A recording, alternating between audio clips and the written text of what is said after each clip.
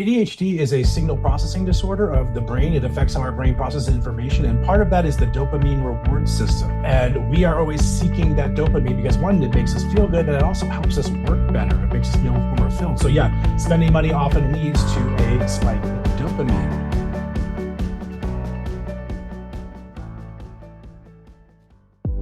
What's up, ADHD reWired listeners? Before we dive into today's show, just a quick announcement that registration for our spring coaching season is still on. If you're skeptical about setting personal goals in the new year because goals and resolutions haven't seemed to click, that's where group coaching with ADHD reWired can help. Go to coachingrewired.com to get on our interest list so you can join us for our next registration event on Thursday, March 14th at 1:30 p.m. Pacific, 4:30 p.m. Eastern. We know getting started is hard, but maintenance is next level. So that's coachingrewired.com to get your name added on our interest list so you can join us for our upcoming spring registration event this week on Thursday, March 14th at 1:30 p.m. Pacific, 4:30 Eastern. And if you are listening to this early enough on the day it came out, why not join us for our monthly live Q&A where you can get some answers to your ADHD-related questions. Go to the website, ADHDrewired.com, and click on the events tab at the top of the page. And you won't be hearing my voice on this Q&A because I was on vacation. So I'm going to hear what happened last month, the same time all of you do. So enjoy. More about our coaching groups at the break, and episode 5 of the ADHD Creatives podcast with ADHD reWired coach Kristen Martz is now out and available everywhere you get podcasts. Okay, now on with today's show. Yay. Okay, welcome. I think we've got our Facebook page streaming. Awesome. All right, so I am Kristen Martz. Welcome. Today is February 13th. It's the day before Valentine's Day, so I want to send out some love to Eric, who's on a well-deserved and well-needed or much-needed vacation. And I want to thank him for trusting me to sit in for him as today's guest host for this ADHD reWired Q&A podcast. I'm really excited. Let's say hi to our panelists. How you doing, Laura? So far, so good today. It's a pretty okay day. And we have Coach Brian with us. Good morning, y'all. I'm very happy to be here. Awesome. Great to see you. All right. And we also have Lisa, who is our ADHD reWired support. How are you doing? Hi, everyone. I'm good. Happy Tuesday. And we want to shout out a special welcome and thank you for joining us to one of our ADHD reWired alums. And he's been a admin, a peer mentor, if you don't know what that is, through our coaching programs for several seasons. This is Faisal Ali. Did I say your last name right? You did. Hello. Hi. Awesome. Fantastic. All right. Well, let's get the show rolling. I hear we already have some questions in the Q&A. Did anyone somebody wanted to come up? Josh. All right. So where is Josh's question? I was just wondering about body doubling and why it is effective. Curious from the perspective of psychology and also kind of what's going on inside the brain.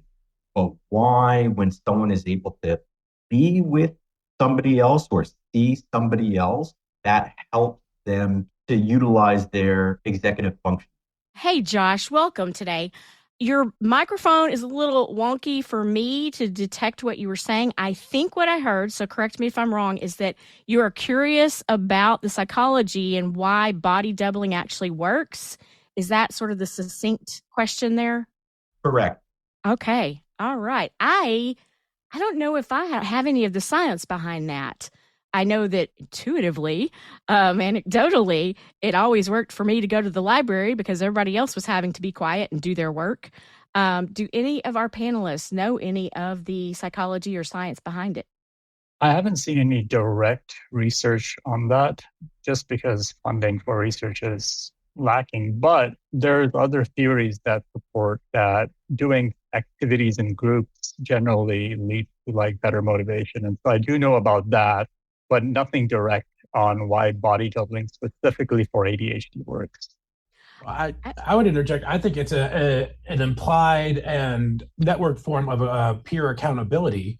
Even if we're not checking in with the individuals that we're working around, like just their presence reminds us that we want to present ourselves as someone who is doing what we want to do. So just the awareness of someone else being there, awareness that they are perceiving us, hopefully without judgment, hopefully without worrying about their opinions, like that kind of reframes and keeps us more in the moment. And that's more of a loose psychological approach based on my experiences with it, but I'm not very well versed in any specific science.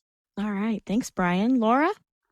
I think one more piece of this is that as humans in society, we have a tendency to mirror what our peers are doing around us as just sort of almost a societal safety thing initially. And we still do that in today's society where we want to be like our peers.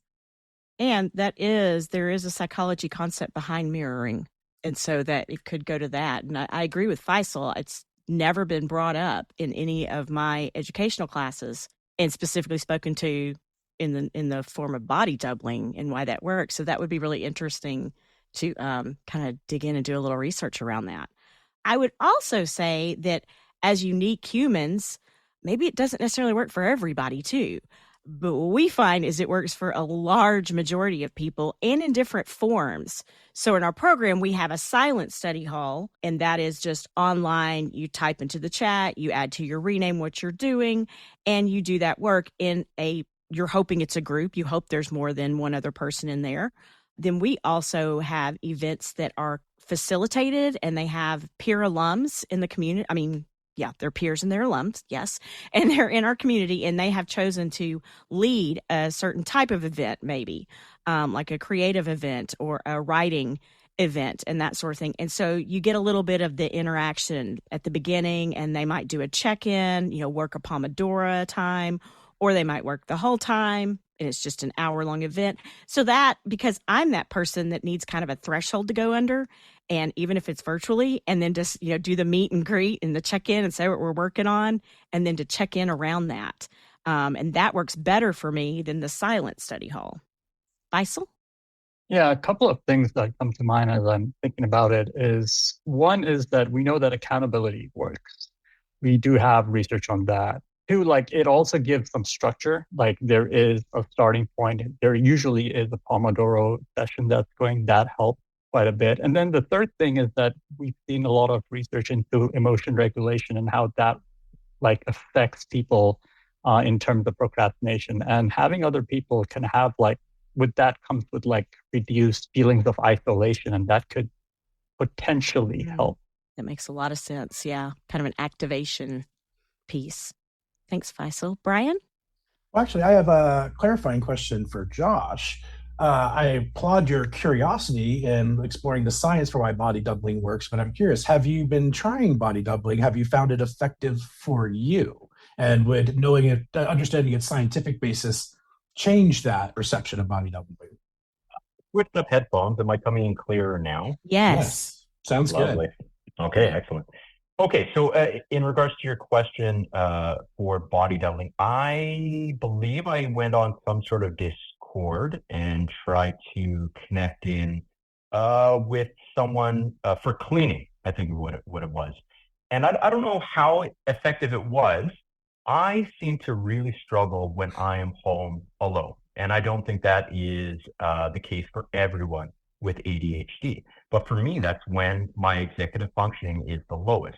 When there is someone in the home, for some reason, then I am able to kind of unfreeze. What I find is that I get into this freeze state where my mind is screaming, hey, go do the thing, but I feel stuck. And the more that verbiage is kind of going into my head, the more stuck that I feel. When I'm with someone else, it seems that I'm less stuck in my head, and then it appears, more executive functioning to do the things that I want to do.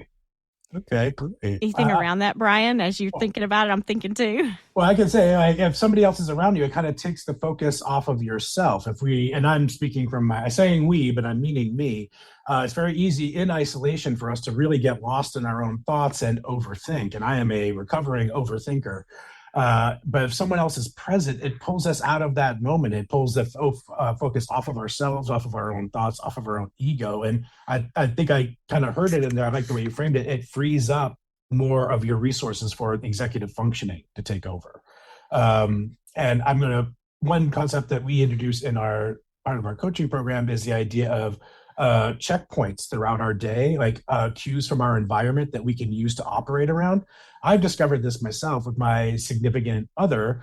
In the mornings, I sometimes have difficulty organizing myself and getting out there, but their presence doing certain things inevitably has turned into checkpoints for me that help me activate. I know when we're getting ready in the morning and they blow dry their hair, I know when I hear that blow dryer, I'm like, oh, we're close to being done. Time to get moving. Mm-hmm. So just them being in another room doing their own thing is a prompt for me to be like, oh, I'm being pulled back into the present moment and being pulled out of my head. I think of Alfred Adler, and one of his tenets of Adlerian therapy or theory is we have a strong desire for connection to others. And just as hearing you describe that, Brian, y'all were doing two different things. You were doing your own things, yet there was some connection that was there in that moment. Whereas when you're in the house alone, you can't feel the connection, even if you know there are several people in your neighborhood getting ready at the same time, thinking about that. So that's an interesting concept around it.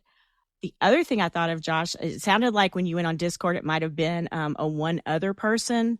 I have noticed for myself that when it starts to dwindle down in our larger group or people start dropping out because you can come and go from these events, that I am less inclined to do the thing and more inclined to try to socialize. So I don't know if there's an aspect of thinking about that and finding a way to try a group setting to see if that would help increase that too. Yeah. Thank you, Josh, for your question. A lot to think about here and to research more of. I hope that was helpful. Oh, Josh just had a great follow-up aha in the chat that I'm resonating with. Will you read it, please? I do think the isolation of being at home increases my anxiety and overwhelm, perhaps because I am more in my head. And when I'm overwhelmed, it decreases my executive functioning. Mm. I just like that you're connecting those two things intuitively is a great approach. Yeah, nice. Thank you. Hey, Patricia. Hello, everybody. I'm good. How are you? Great. Patricia, if you don't know, she's an admin in my section this season. And so happy to see you here. And you got some questions. Yeah, I'm happy to be here. Okay, so I always struggle in the mornings. My son and I, we both have ADHD. So we're just spinning in circles. So I wanted to know what strategies you have to gently guide him without having a lot of struggles and frustration. To keep, our poor management skills and kind of get out of the house. So a clarifying question around this is how old is your son? You said both of you have ADHD, but how old is your son? He's 6. Is he at reading level yet? He's getting there. Okay. So what have you tried already? So we both put a timer. I'm usually getting ready when it's time for him to go brush his teeth. So I FaceTime him, Mm-hmm. Okay. And he hangs that up connection on me. piece. That's nice. Yeah. So, is that somewhat successful? Not yet. And I'm trying to ask him to take his timer. And it's like, put your own timer. You got 10 minutes, finish your breakfast. Then you're going to have to go brush your teeth. And so that's when everything falls apart where he has a hard time transitioning. One of my thoughts is around this with, him being so young is maybe even more of a breakdown, whereas you could couple things and they be habits that are forming into routines for you. And you could, use the time frame of 10 minutes for 3 different things. I'm not so sure that he is developmentally able to access that and be successful at it yet. Mm-hmm. So I'm wondering, how could you break that down more possibly and maybe start utilizing his reading thing, give him something interactive to maybe be able to make a check mark or a star somewhere. Yeah. Just some ideas around that. Do any of our other panelists have some ideas around this? Yeah, Laura. It's an area where I might consider taking advantage of the fact that kids are unfortunately very drawn to screens. There are some phenomenal time management apps for young children that are very simple. And one of the ones I would suggest looking into is called BRILI. They have an adult version and a child version.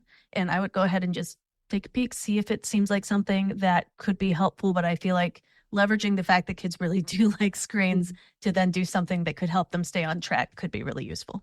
They also really like the look, Ma, look what I did, especially at that phase, I think, and particularly around I did this myself. It's independence, but it's still kind of circling back to the parent, getting that affirmation. It would be interesting, maybe using an app. And I think you enter your routine that you want to put together with it all. I have not seen it, but I do know I have a friend who has used it. She uses the kid version because it works. So it doesn't matter what version it is, just whatever works for you. And then giving that, look, Ma, I did all my things on the check mark and yay, and having that celebration and a reminder to everyone. Celebrations are important, even for the grown-ups, and to be reminded of that. Yeah, Faisal has some input here. Yeah, one of the things that I think is with ADHD, it's difficult is like if the timer is too long, if it's like 10 minutes long, it's easy to get lost in that, especially when you're younger, I would think.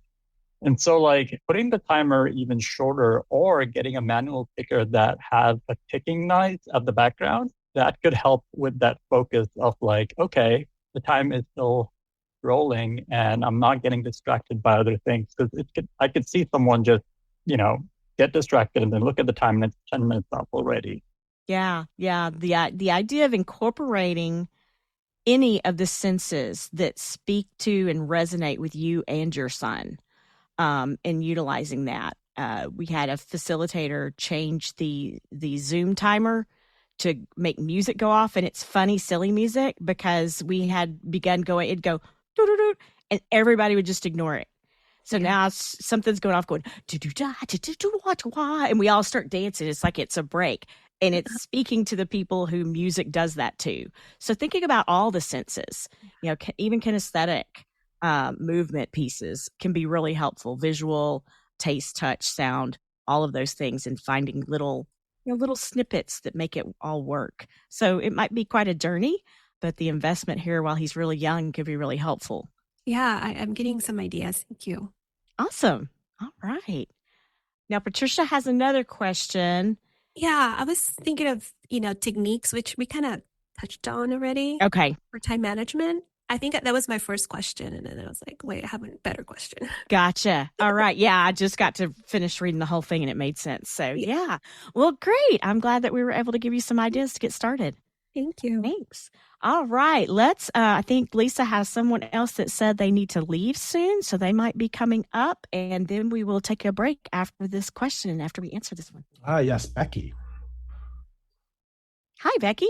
Hi, how's it going? Great. How are you? Okay. So here's what I was wondering about. This is all kind of new for me, recently diagnosed. And as I've started to tell my close family and friends about, what's going on, they're not totally receptive, right? So they maybe are doubting a little bit. How could that apply to you? That doesn't make sense. And then maybe pulling the, we're all kind of a little bit that way type of a thing. And it just is really disheartening. And it makes me like not interested in, or not having the energy to explain it to them anymore. And so it's like very like isolating in a way. And I was just wondering if you guys had any strategies in relation to that. Oh, of course. I have lots of thoughts. I can imagine our panelists do too. And first of all, kudos to you. Such great courage to be, wanting to talk to us on a podcast about something that's already so hard, and that you're getting kind of pushback from the people that you hope to be your support system, I imagine. So that takes a lot of courage.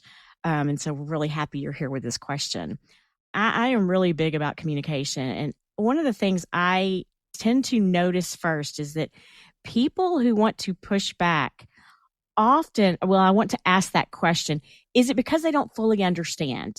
That's just always been my first go-to, is thinking about that piece. So, and how that might apply to your individual situation. Brian's got some thoughts too here. Well, first, I would like to congratulate you, Becky, on seeking out a diagnosis and embracing this new part of your life. It is life-changing. But that is might be part of the reason why it's challenging to the loved ones around you who have known you for your whole life. They've seen you one way, and now they're finding out, oh, it's actually something else. They have to do that reframe. So it might take a little bit of time to shift their perceptions. And that might, yeah, unfortunately, it might be a little uncomfortable. We have to endure the discomfort of feeling like, oh, they're not really accepting me right away. But we really advocate for the idea of compassion, self-compassion, and compassion for others. Offer the people in your life some understanding, like, yeah, this might be a new thing that feels a little uncomfortable for them. Give them some time to work on it. And I would also point out that one of our concepts in our coaching programs is the concept of designing our lives to match what we need, or we call bending the world to us.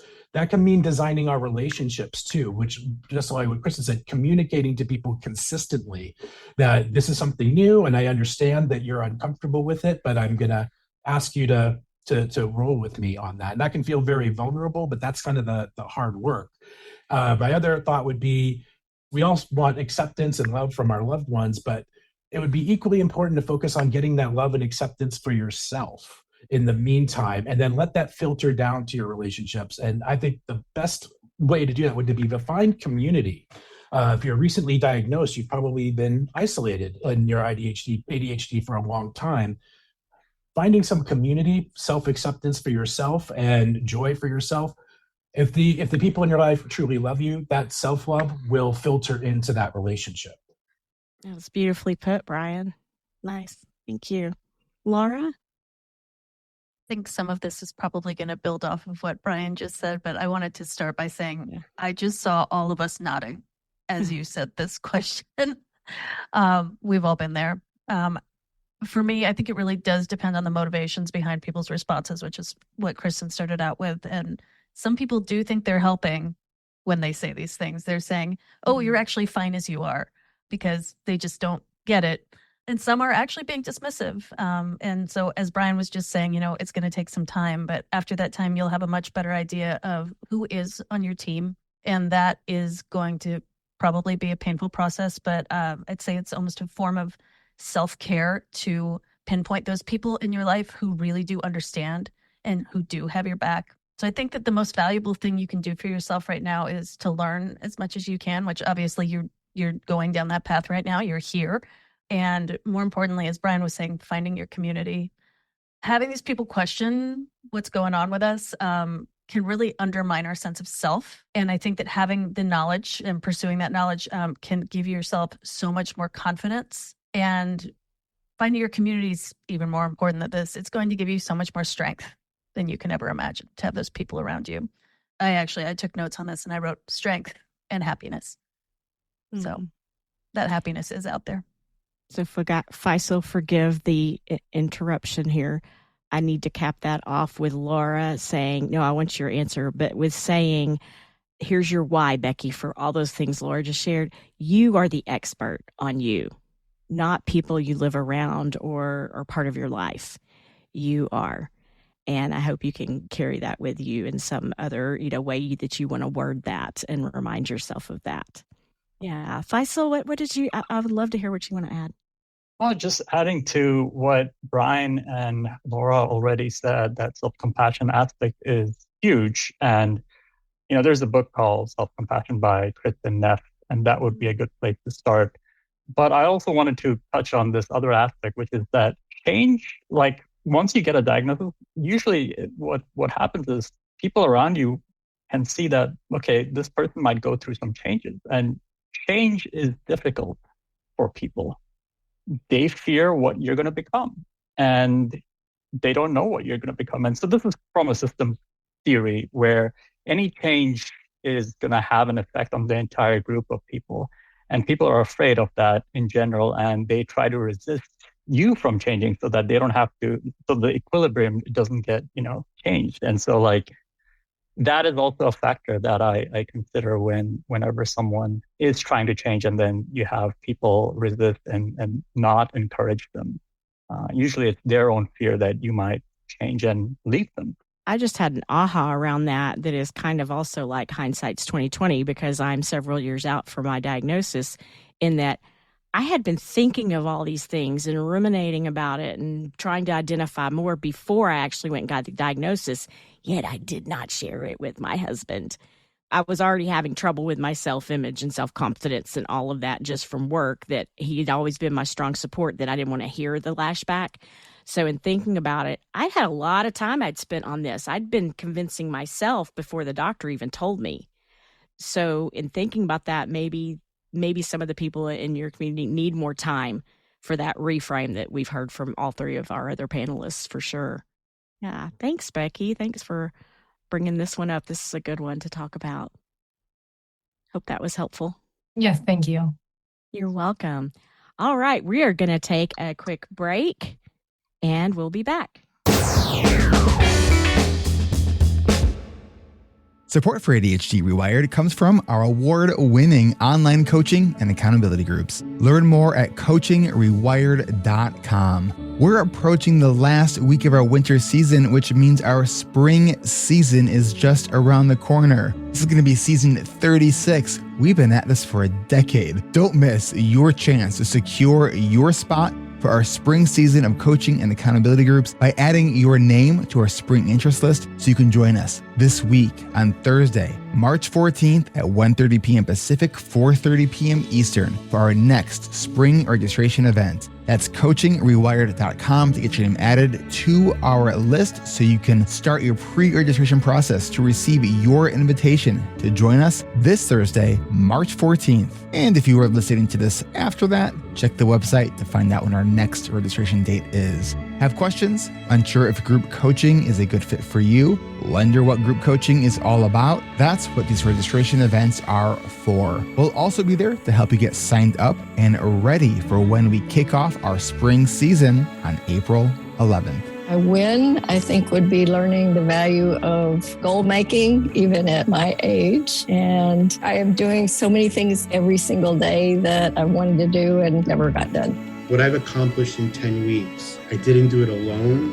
I did it with all of you. I did it with my A team. It's one of the hardest things I've ever done, but it is the results so far for me have been really positive in the sense that I do believe that I can live without fear. Yes, ADHD can get in the way of our best intentions. And for those of us who are neurodivergent, the journey to transition or recover from events, daily commutes, and more may require extra time and executive function. So whether you're learning to plan effectively to reduce overwhelm, establishing new routines to combat decision fatigue, enhancing self-awareness to implement strategies tailored to our tendencies, improving our self-talk to pose better questions, or simply granting ourselves permission for increased self-care, don't wait any longer. Here's your permission to dream big, create, or re-engage in your most important goals and to bloom with the spring season. Don't just survive, because you can thrive with ADHD. And the best part about group coaching is that you won't have to do any of this alone. Go to coachingrewired.com to get your name added to our spring interest list so you can join us this Thursday, March 14th at 1:30 p.m. Pacific, 4:30 p.m. Eastern. Once you've added your name to our interest list, you'll receive your invitation to start your pre-registration process. And if you didn't hear, if you've been listening to this for a while, we've made some of the pre-registration process a bit easier. That video that we asked you to watch, we cut that time for that in half, so it's only about 15 minutes now. And we made the quiz that we asked you to take even easier, because we want you to just know what this group really is all about. Because when we have great members who understand what they're getting themselves into, we have great members who get great things out of this program. That's coachingrewired.com to get started so you can join us this week. That's on March 14th at 1:30 p.m. Pacific, 4:30 Eastern. Growth through community. That's what we are all about here at ADHD Rewired, and we can't wait to meet you. One more time, that's coachingrewired.com.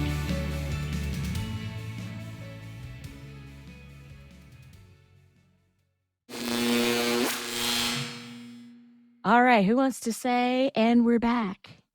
Do I have to do it? Okay. I'm doing it. All right. I think you just said it. And we're back, as I said it again. All right. We are back here at the Q&A, and we have Heidi who has come up to share her question. Hi, Heidi. Hi. Thanks for giving me the space to ask the question. Sure.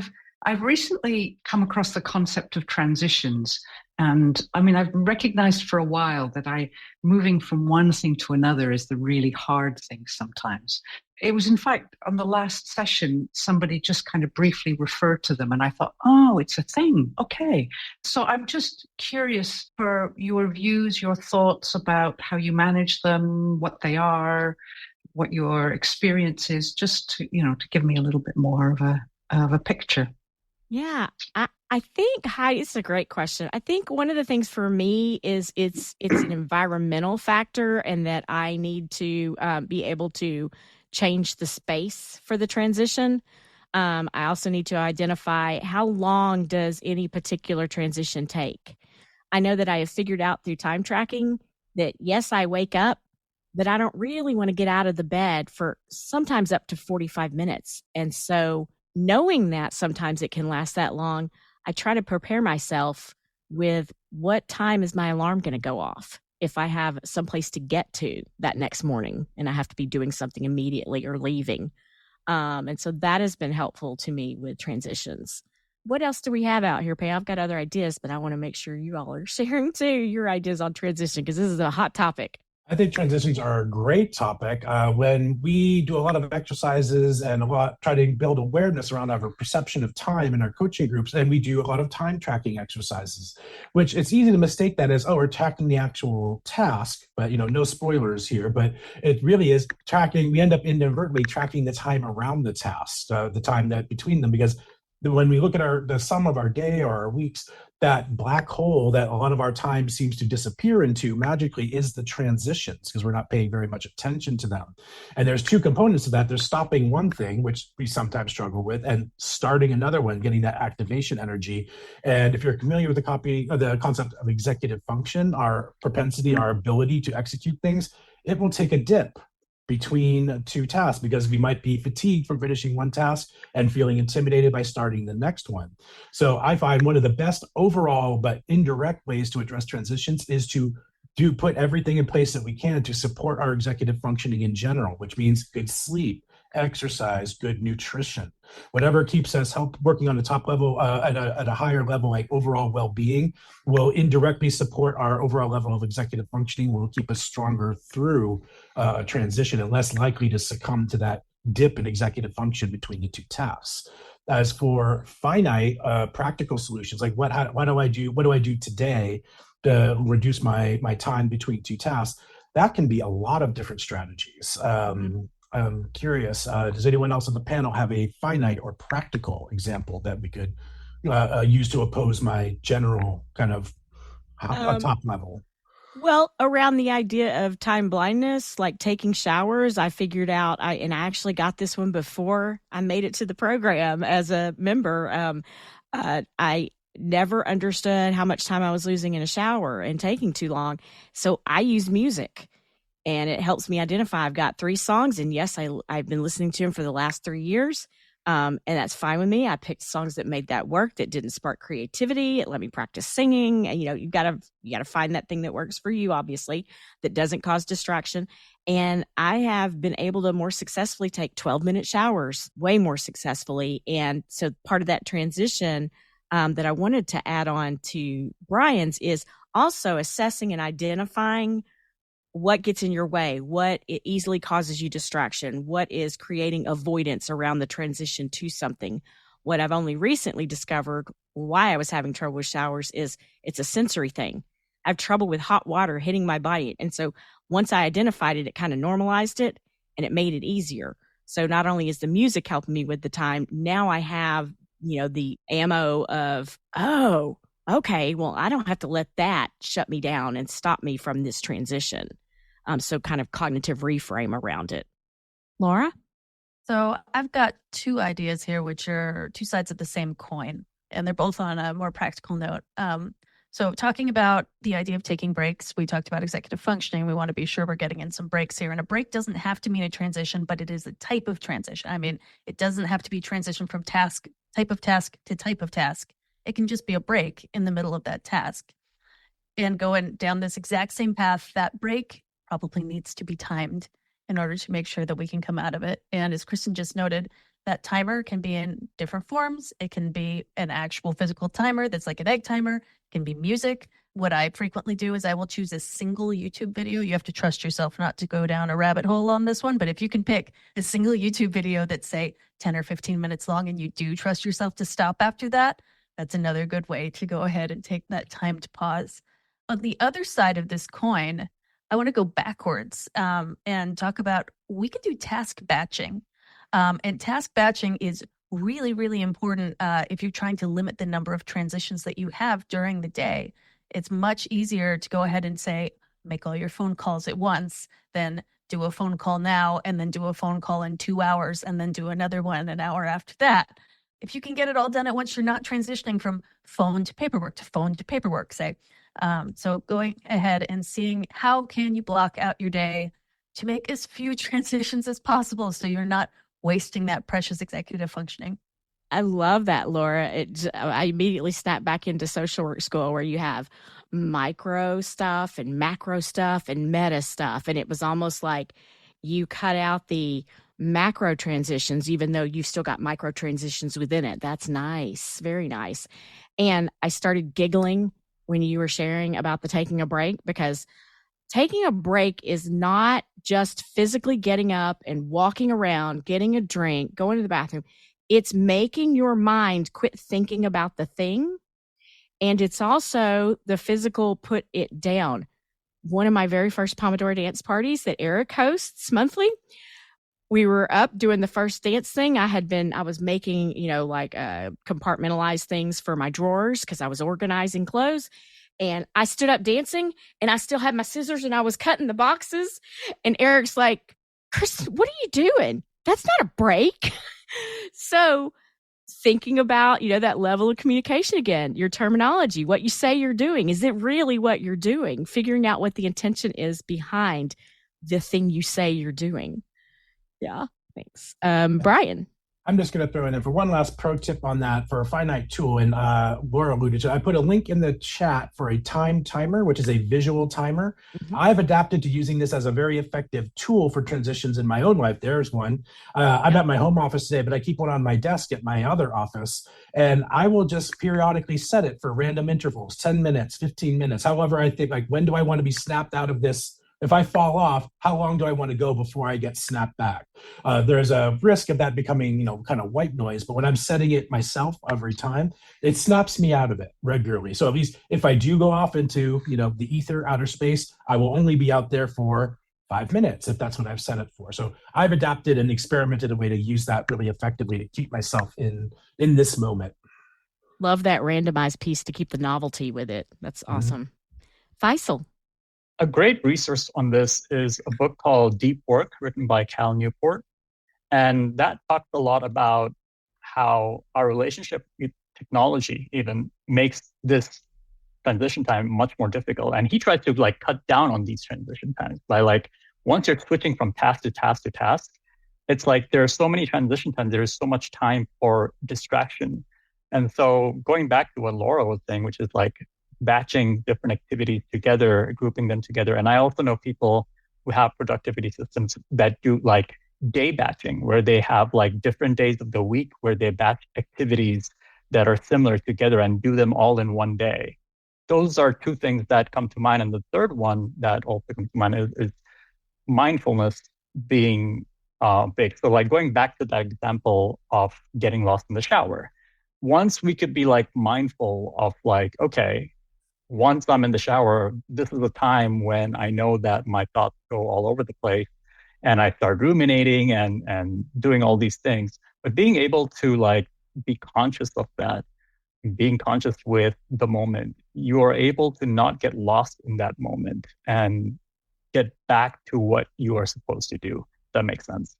Yeah, it kind of reminds me of my task on, task off board, where I'm was waiting on new tape, but I'm created a board where if I know I'm in a chaotic space, I will start setting my timer every 15 minutes.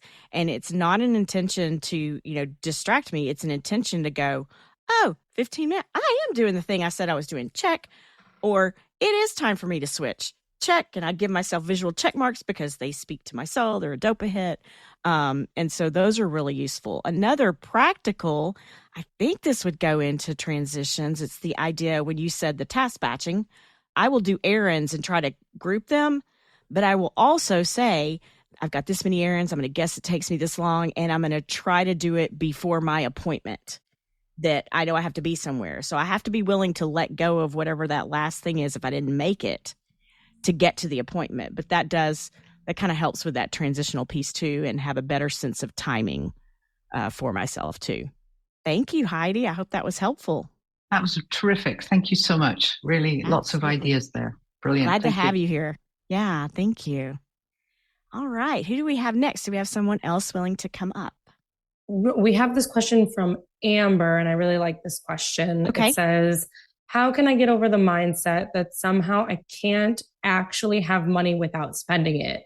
It's a weird realization I have had, and it is the root cause for me always spending everything I have. I literally cannot have money without finding something to use it on. We need to buy a house, and I can't even save $2.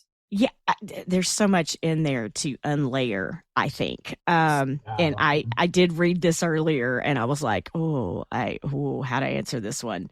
One of the things I would say is, what is buying something or what is spending the money keeping you from or giving to you? How is it rewarding you, or how is it self-sabotaging you? So that would be a prompting question for you to sort of think about and process out too. Laura. I jumped on this one quickly because this is something I have struggled with a lot in my life, because we get a big dopamine hit from spending. It feels really good to poke that button. You get a little rush when you click it. It's such a good jolt. So please don't. I worry that there's shame around this question. And please know that this is not something that you are alone in by any means. Nope. It's really tough. The thing that I want to speak to, though, I can't speak to you or your past, but this is frequently a fear-based response based on scarcity, particularly people coming from extreme poverty. There's this feeling like the money is going to go away. So you got to spend it now. Because if you don't spend it now, it's going to go. It's going to go somehow. So I got to be the person to get rid of it. Because then I'm getting something out of it. It's absolutely a control mechanism. It then. Yeah. So if you can realize that you're getting a 1-2 punch here, 1, you're scared, 2, it feels good. Of course you're going to go down that path. That feels safe. It really does. Obviously, it doesn't make us feel safe after the fact, but in the moment, it makes perfect sense. Yeah. Thanks, Laura. Brian? I was going exactly where Laura was going with the dopamine response, and just riffing on that a little bit. ADHD is a signal processing disorder of the brain. It affects how our brain processes information. And part of that is the dopamine reward system. And we are always seeking that dopamine because, one, it makes us feel good, but it also helps us work better. It makes us feel more fulfilled. So yeah, spending money often leads to a spike in dopamine. And I'm taking just extra care for it to establish this as part of our physiology. It's a manifestation of the physiology of ADHD, because we tend to confuse, or many people in the world confuse, the expression of our physiological traits, like the propensity to spend money, with traits of character. I have, instead of saying, I spend more money because I am drawn to it because of the dopamine reward system, we often very easily go to, I lack the willpower to not spend money. It's a question of my character. And I always take a special care to differentiate those two things, at least in our own minds, because we do experience a lot of difficulty with interacting with people out in the world, especially neurotypical people who their brains aren't trained to make that distinction. But it's very careful to make that distinction for ourselves. This is an expression of our physiology, not a character trait. And on that same thought, with character trait, set of values can come into play too, because I know I will spend the money on my adult children and deny myself. And I don't know if that's a concept that is, ringing true with you right now. The dopamine not only comes for spending the money, but maybe helping someone else out, sending money out to your parent or something, or a child, when really you don't have it to spare. Or like you said, you're wanting to save it to buy a home. So there's that element too that could be something to uncover. Faisal? I wanted to normalize, just like Laura was saying, I also see some shame in this question. This is normal for people, especially if you have ADHD, to not be a little more not aware of how we're spending our money. And so going to what Kristen was talking about with values, if we're looking for a solution, I think that could be one of them. And asking yourself, what are those values? Because what that does when it comes to money is that it moves you from this emotion-based response, which is normal over here, which is I want to spend the money, to a value-based response. And that will also, it takes practice, but values, an example could be like, you want future with your family, and maybe family is your value. And that is what gives you the why behind why you're saving that money.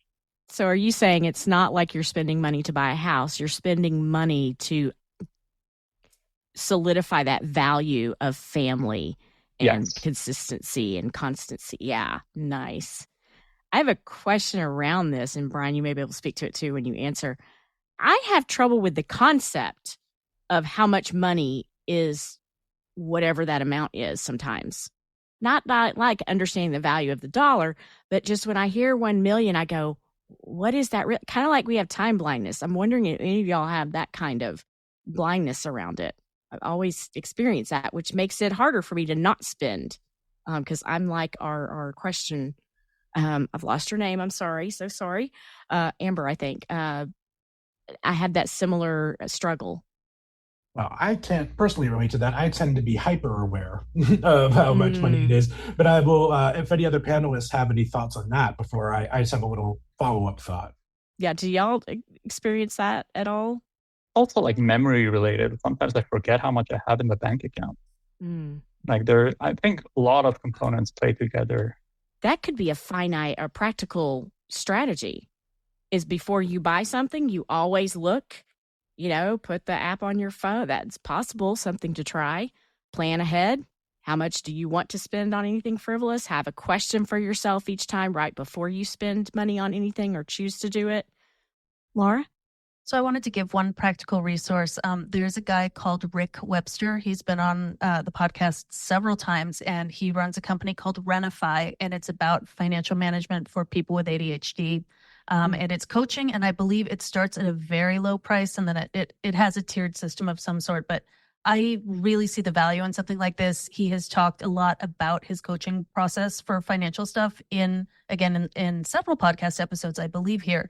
And I would just really recommend him as a resource, a place to start, see if his worldview resonates with you and how you want to manage your money. Great resource for us to pause now on. Thank you, Amber, for your question. Yes, it's a very hard one and very complex, and I hope you got some ideas from this as well as our listeners too. Let's take another quick break. And we're back. Josh, you have a question for us? Hi, Josh. Hi again, and thank you for your time. I kind of had two questions that I think are linked into one. This past year has been very challenging, and I've experienced a number of professional burnouts. And as well as I'm a parent of young children whom I love and adore, but there's kind of some challenges there, perhaps with some undiagnosed ADHD. And I'm noticing quite often that my sympathetic nervous system is just like on fire.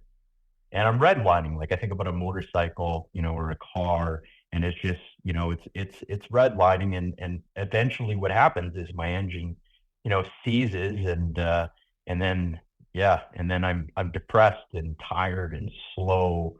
And so I'm just kind of curious about grounding techniques that you would suggest for people that are on the cusp of a burnout. And then maybe later on, I do kind of, after I wrote down these questions, I did have a suggestion. Nice. I know that we will probably all of us want to go to, I wish Dana was here, first of all. Thank you for this question. She is very well-versed, well-trained, experienced, and facilitates a lot of meditation type things for grounding. And there is research that shows that mindfulness meditations are the ones that really help with the neurodivergent thinking, the ADHD. Any thoughts around answers for this, Brian? Well, first, Josh, I just want to commend you on having this awareness. The fact that you're aware that my parasympathetic nervous system is responding to this, like, shows that you put some time and effort into learning more about how that works. So I commend you for that. And I fully agree. I would say, first of all, from a systemic approach, if you're frequently experiencing burnout, why might that be? Or do we have too much on our plate? Are we overextending ourselves? The first strategy for burnout might be to look into our planning processes and our prioritization and be like, am I really taking too much on? And I know that might be very difficult for the parent of small children, not my forte, but I'm certain I understand it's very challenging.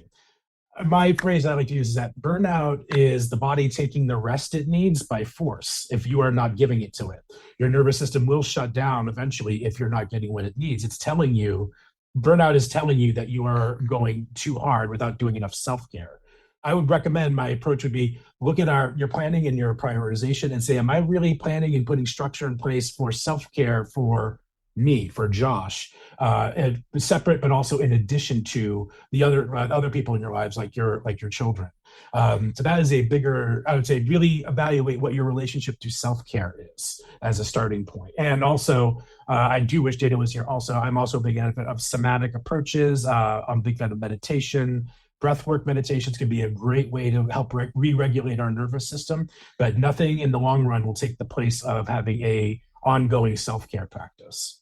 I love this, Brian. And I have another thought on it too. When you went to the self-care, planning for self-care, the other piece that I have discovered in my 2 years since being in the program itself was just planning things in my day, sitting down to my calendar or to my week and saying, I want to get all these things done and here's how I want to do them. That has reduced the need for me to, every time I turn around when I'm finished with something, what am I going to do next? And all that decision making. There's a thing called energy management. And so not only attending to yourself and your self-care, the idea behind, and I kind of think self-care goes across the board. It's like maintenance. And, we can get clogged up in the oil in our car and we got to clean it out, or, gas, that sort of thing. Oil the squeaky wheel, that kind of thing. In that, the more you do the planning and reduce the need for decisions all the time, you lessen the chance of decision fatigue, which I think decision fatigue is one of the biggest things that can lead to burnout. That's just a personal reflection. Yeah, Brian? Just capping off with a reframe that I always offer to our coaching clients is the reframe that self-care time is productive time. Mm-hmm. Oftentimes, intuitively, we all hear the slogans, it's important, we have to take downtime, we have to take rest. But oftentimes, emotionally, we see that time that is not spent on something productive is downtime. It is lost time. It is lost. But in reality, I encourage everyone to reframe that as self-care time is productive time, because it's investing more time and energy back into yourself, making you a more healthier, more person, which will be more capable of getting up and being more productive tomorrow and the next day if you take some time today. It sounds very trite, but it's actually a powerful reframe compared to the way most people approach prioritization on a day-to-day basis. Right. Yeah. Thank you. Laura?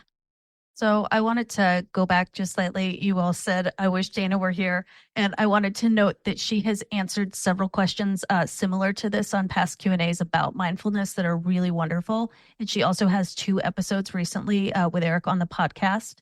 As I'm sure you all know already, we have phenomenal group coaching resources through ADHD reWired and our coaching and accountability programs. We're also now referring people who are interested in one-on-one ADHD coaching to Dana. You don't have to be an alumni to do that. We also really encourage our alumni to go do that if that's something they're interested in.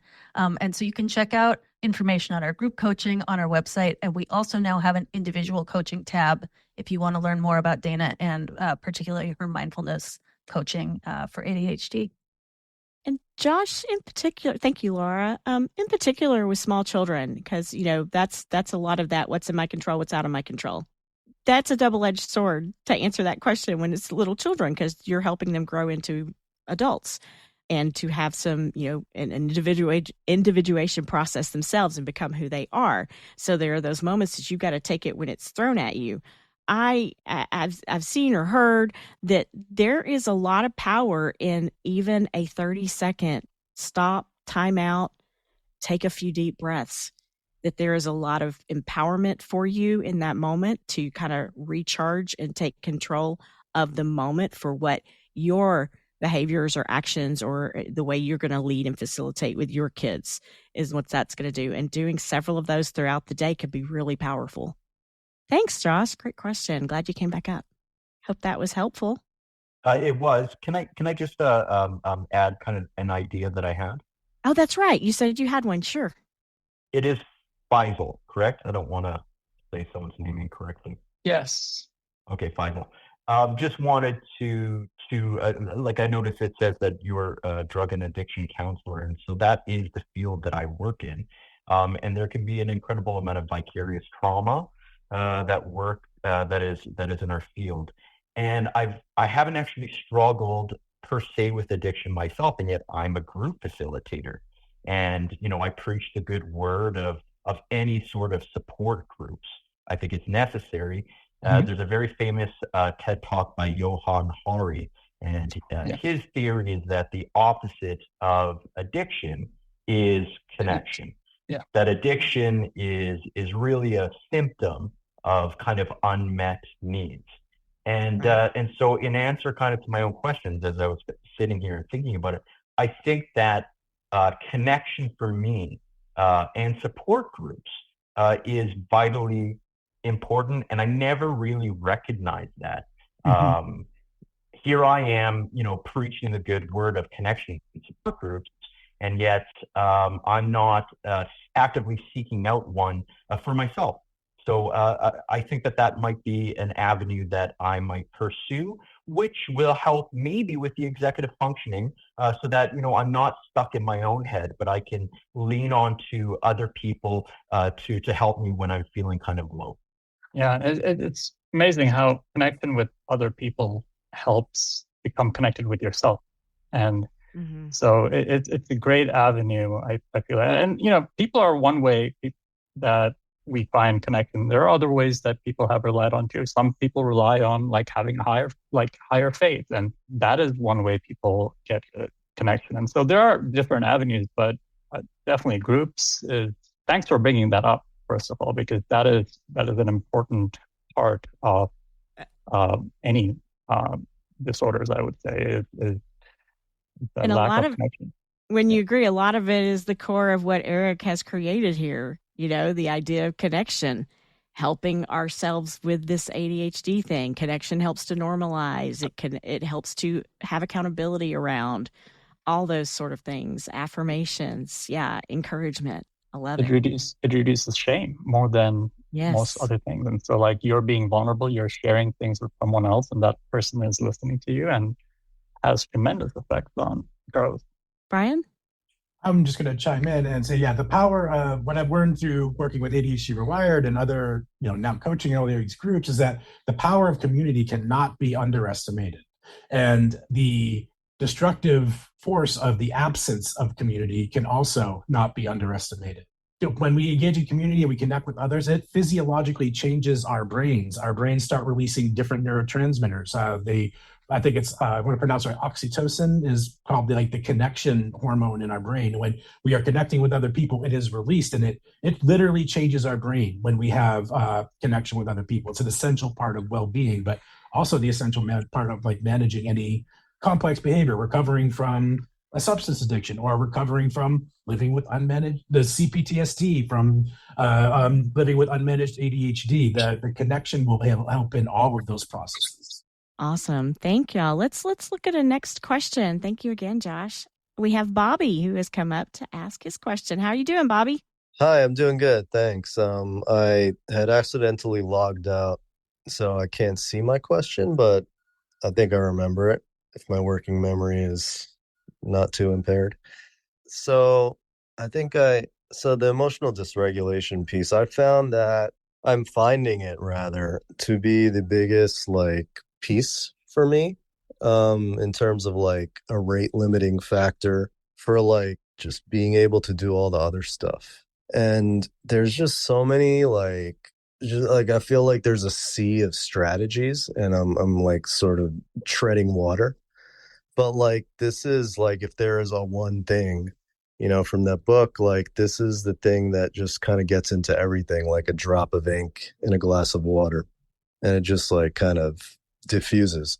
For example, I just did, I'm in the group now, and I just did, I was on the hot seat and brought up a lot, and it kind of spilled over into the weekend and just really impacted just me just getting anything done in life. It just like I was out for the count, let's say, as a metaphor. And I didn't really deal with it, I guess, and like I felt like it had its way with me. So what's important to know about emotional dysregulation pertaining to ADHD? Because there's emotional dysregulation with trauma and all that. And what are, I guess, ways? I'm not looking for more strategies, but like how to like get back up quicker and regulate quicker. And what are some good ways? Like nature? I don't know. Like, Yeah, no, I totally hear what you're asking. And the first thing I would, okay, I just lost it. The first thing I would say to you about this is you're talking about, you feel like you're drowning in that sea.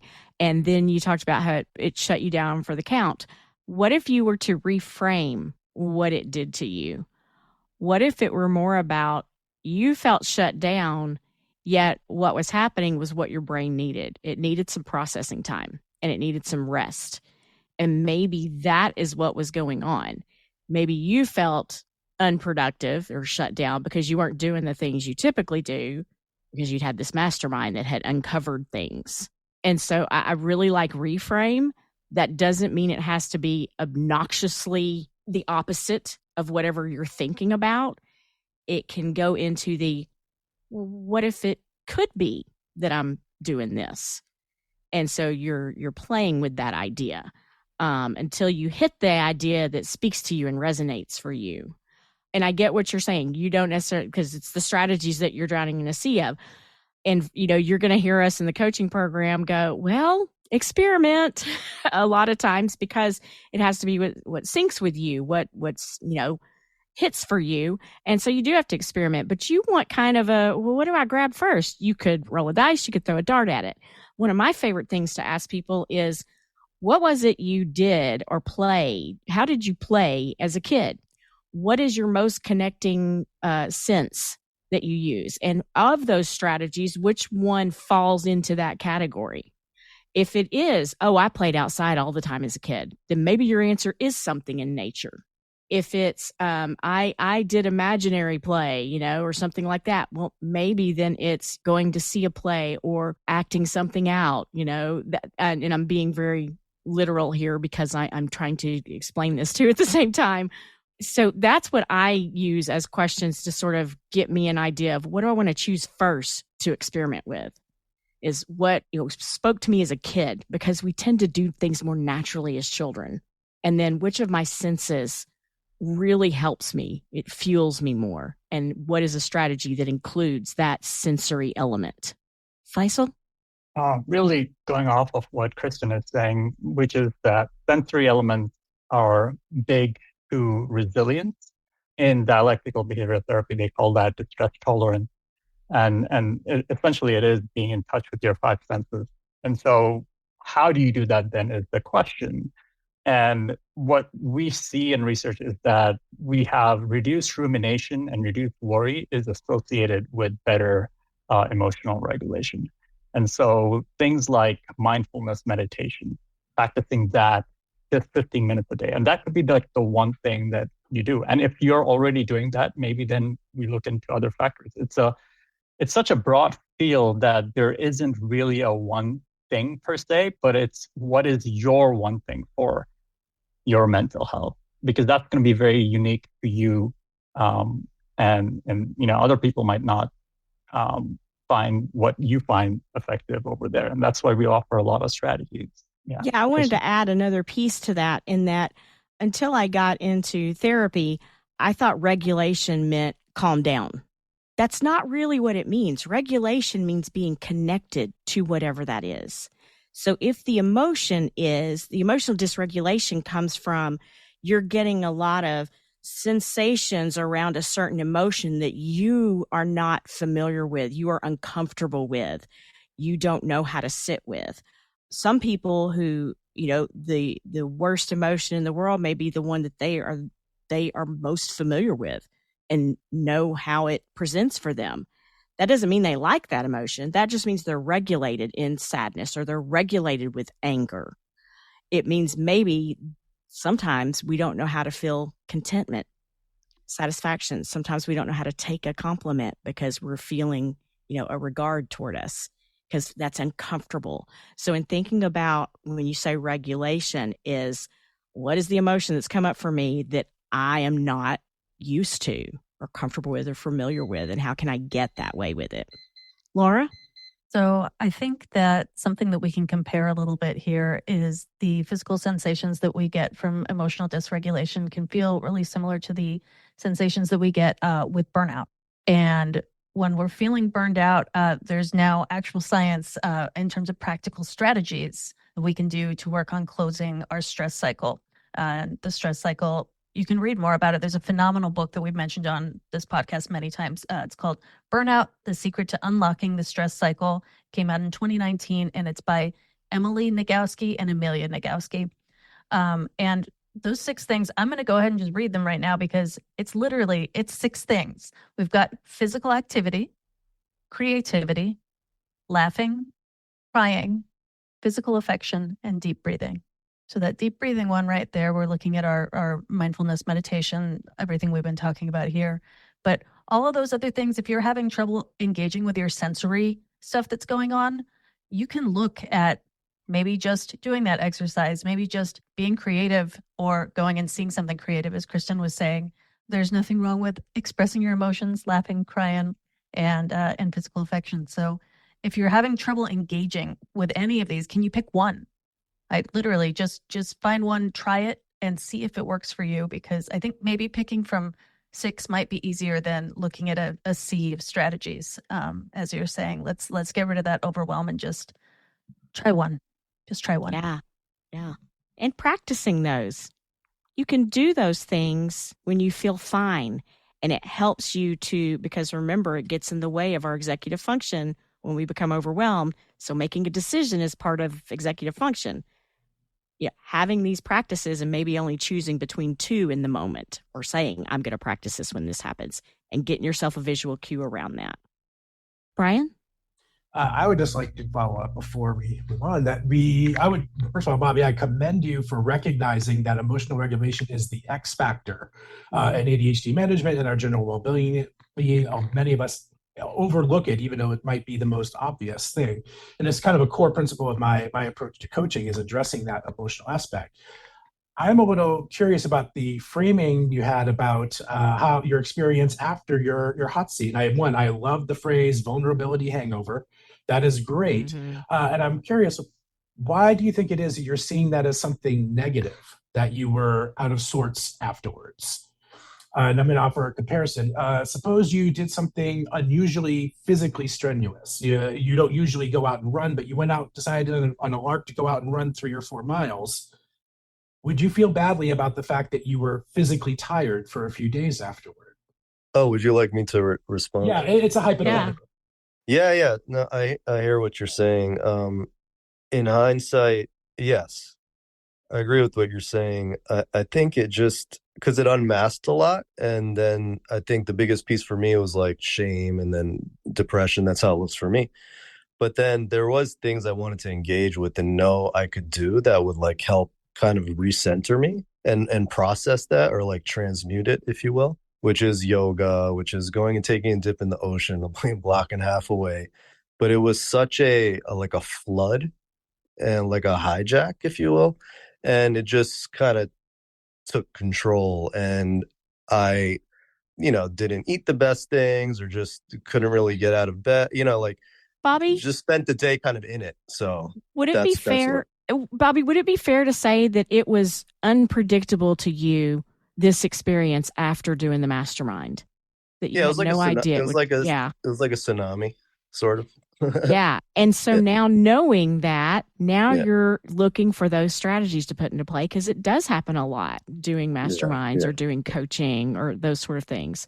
And so that's that regulation piece, is what can I do that helps me experience that emotion and be okay with it and have more predictability around the outcome once it calms. Yeah, nice. Doing a mastermind for the first time is a significant event. It's just like what you're describing here, is it touched my shame, it touched my aversion to those feelings.